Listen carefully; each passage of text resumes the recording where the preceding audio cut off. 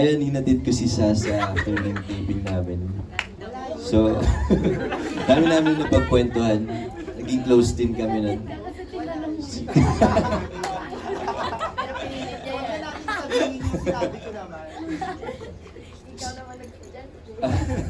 Hindi, yun. Sobrang grateful ko din. Sobrang saya. And naka-work ko naman na si Barbie before sa P77.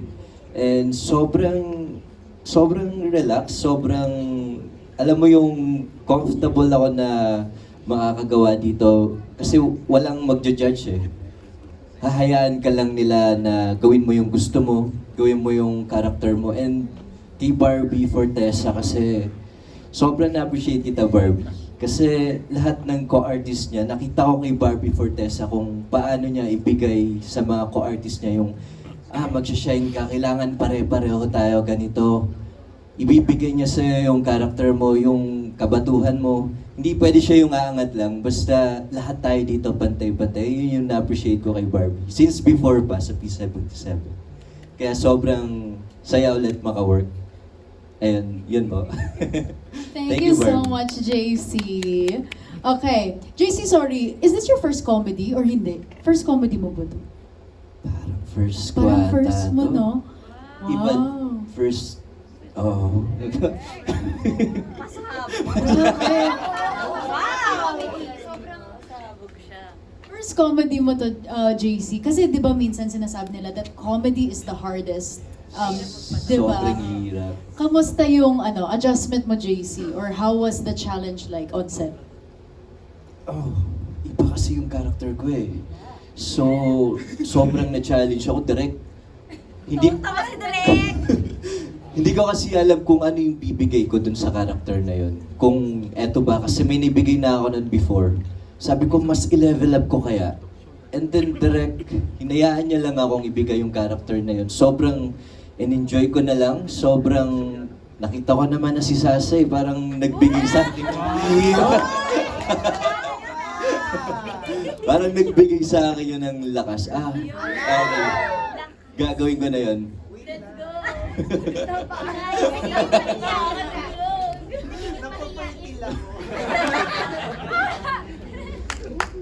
Thank you so much, JC.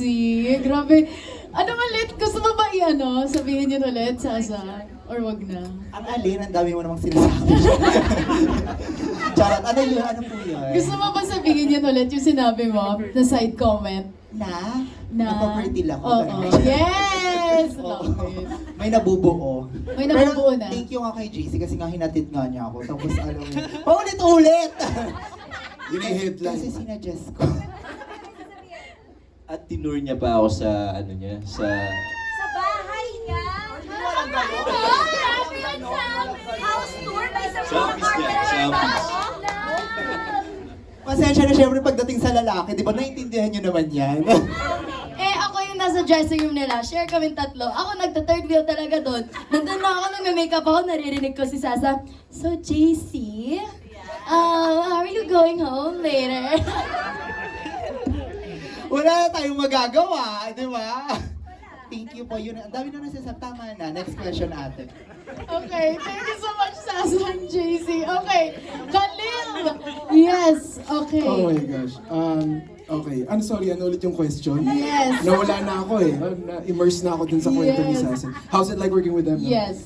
I remember nung script reading pa lang namin, nung binabasa na namin yung mga the funniest moments in the script, nasa isip ko agad, patay, kagulo to.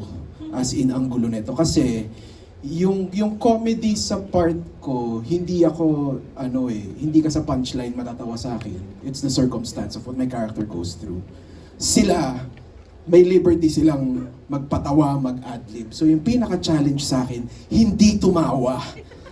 As in, ang daming moments, hindi ko mabilang na lahat sila pagka naging unhinged na. Binigyan kasi ni Direk ng liberty yung actors to, just unleash whatever you want to unleash. I remember the very first day, there was one moment, one scene, na parang si Direk mahilig bumulong. Bubulong siya ng off-script to certain characters na surprise gagawin during the take. So I had no idea kung ano yung gagawin nila. Gulatan na lang. So yun nga, hindi ako pwedeng tumawa, hindi ako pwedeng mo off character. So yun yung pinaka-challenge sa akin. But I mean, Napamura ka na lang. oh, napamura na lang ako. But yeah, it was such a really great experience to be able to witness firsthand how close they became while shooting the film. Kasi sobrang genuine, sobrang natural ng connection nila. As in, when you would do scenes with them, parang naniniwala ako. Sobrang tight-knit na barkada sila. Yun. Such great actors. Thank you so much, Khalil, for sharing.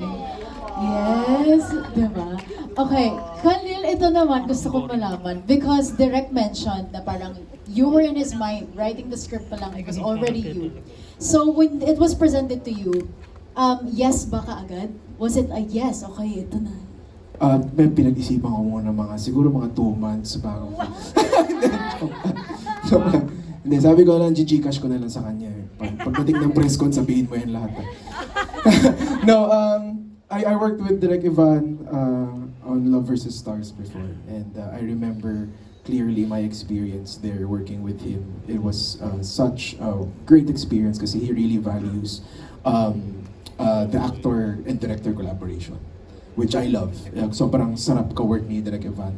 So when I actually didn't know that you were directing, nauna yung script. Nauna yung script, tapos sinabi na si Barbie, si Cherry. Tapos I said, yeah, okay, let's do it. Tapos nung nakita ko si Direk Ivan, lalong, oh my gosh, reunion project game, super game. So yeah, tas nalaman ko na lang later on that when he was writing, he was thinking of me. Pero hanggang doon lang, hindi dahil alam niyang cheater ako. Hindi yun, not true to life. I love it. Thank you so much, Khalil. And Thank you. again, thank you to everyone for sharing. JC, maraming salamat. Okay, ngayon naman, I am done with my questions, but it's now time for us to move on with our friends from the media for their questions. So, when I call your guys' names, okay, please do stand. I think meron microphone that we will be passing around. But for our first question from the friends from the media, we have here Georgie Rula. Okay, this question is for Gorgie Rula. Okay. Yes, Barbie. Okay, Barbie, this is for you. Okay, very daring ang trailer natin. Up to what extent ang pwede mong gawin sa film na hindi mo magagawa sa TV?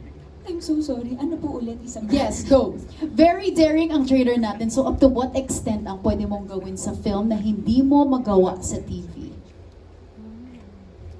Feeling ko lahat ng ginawa ko dito hindi ko pwedeng gawin sa TV. Oo, parang ganun eh. Actually, meron kaming isang location, hindi nga approve ni Daddy eh. O ayaw niya, sabi niya, Barbie, dito ba yung location natin? Oo hindi eh.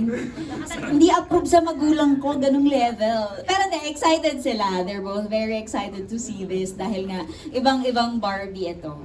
Pero ito ang masasabi, na alam ko rin naman na pelikula siya. At alam ko rin na gagastos ang manonood nito. And so I made sure na at least kahit papaano, hopefully, maging worth it yung ibabayad nila. Kasi hindi mo nga ito mapapanood sa free TV. Yes. Only on cinemas and online, tama. Wow, bongga. September 2. September 2. Okay, let's mark our calendars, guys. Thank you so much, Barbie. And thank you, Gorgie Rula. Thank you so much for your question. Okay, ngayon naman, from Philippine Star, we have Natalie Tomada. Yes, hello po. Okay, there you go. Hello. I'll just address the question to the Barkada. Okay, kasi yung theme kasi ng film, related dito yung question. So, ano ba yung, pakwento naman, what's your dream wedding? Sasa Joy? Hindi nga ako mali kasalo. Ang dami mo kaya sa pagkakataon ba yun? Dream pa nga lang. Dream na pangalan yan eh.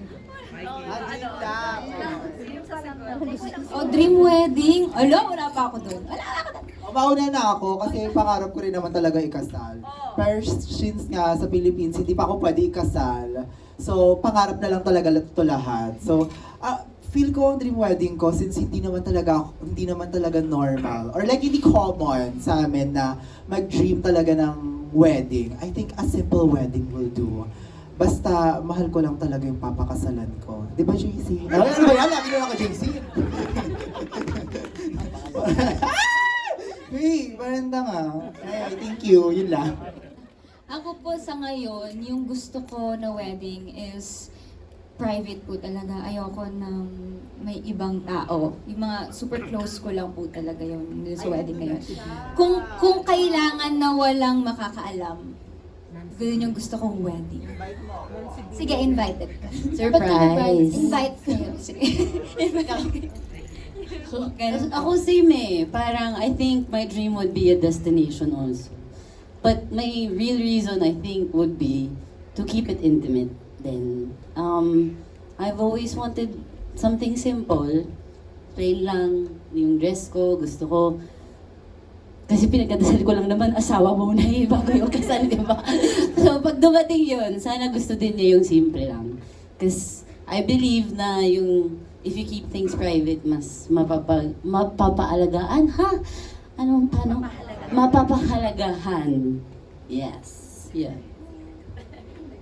Ako?